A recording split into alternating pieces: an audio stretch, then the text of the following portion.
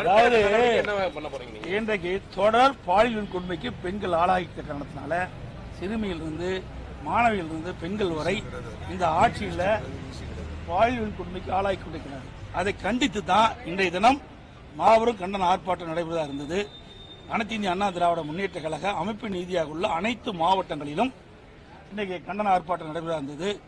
இன்றைக்கு முன்னாள் பாரத பிரதமர் டாக்டர் மன்மோகன் சிங் அவருடைய பிறந்த காரணத்தினால அது தள்ளி வைக்கப்பட்டிருக்கிறது. வருகிற 30ஆம் தேதி காலை 10 மணி அளவில் தமிழ்நாட்டில் இருக்கின்ற கழக நீதியாக அமைப்பு நீதியாக இருக்கின்ற மாவட்ட அனைத்து இடங்களிலும் அனைத்து இந்திய அண்ணா திராவிட முன்னேற்ற கழகம் இந்த ஆட்சியில் தொடர் பாலியல் வன்கொடுமை நடவதை கண்டித்து கண்டன ஆர்ப்பாட்டம் நடைபெறும்.